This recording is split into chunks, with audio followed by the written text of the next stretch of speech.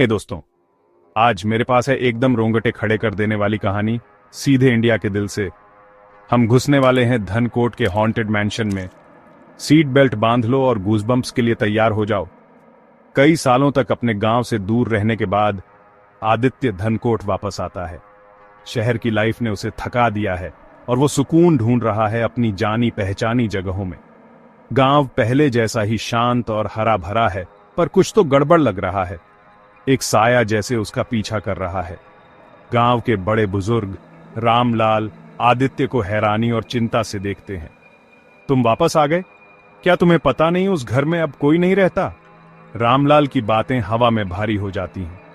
आदित्य मुस्कुराता है, मुझे पता है बाबा, पर मेरा यहां होना जरूरी है। मेरे पेरेंट्स की यादें, ये आंगन, इन्होंने मुझे वापस खींच लिया है। रामलाल की आंखों में एक छिपा हुआ डर दिखता है, पर वो चुप रहते हैं।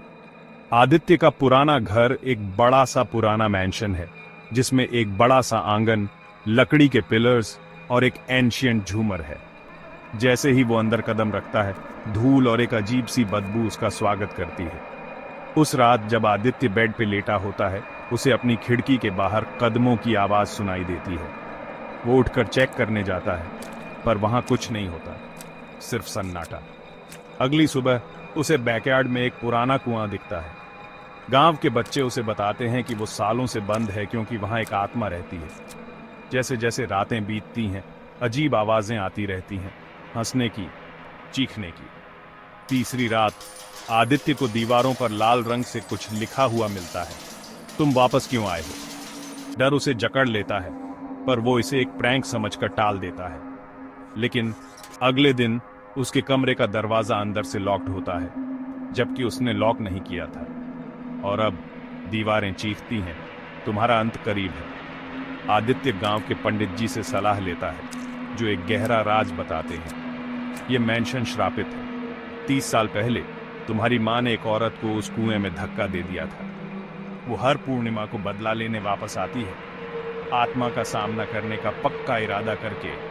आदित्य आने वाली पूर्णिमा के लिए तैयारी करता है। वो दिए जलाता है, कुछ पूजा पाठ करता है और इंतजार करता है। जैसे ही रात होती है, तूफान के साथ मैंशन जाग उठता है। खिड़कियां जोर से खुलती हैं, झूमर हिलने लगता है और कुएं से एक औरत निकलती है। गीले बाल, लाल आंखें, जलते हुए पैर। वो धीरे से कहती है, तुम्हारी मां ने मुझे मारा था, अब तुम्हारी बारी है। आदित्य कांपने लगता है, पर मंत्र पढ़ना जारी रखता है। अचानक वो चीखती है, तुम मुझे आजाद क्यों नहीं करते?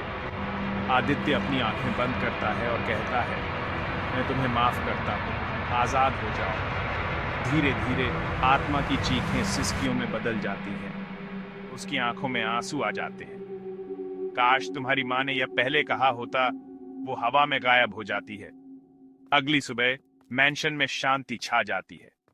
पहली बार आदित्य को सच में घर जैसा फील होता है। रामलाल मुस्कुराते हैं, लगता है आत्मा को शांति मिल गई।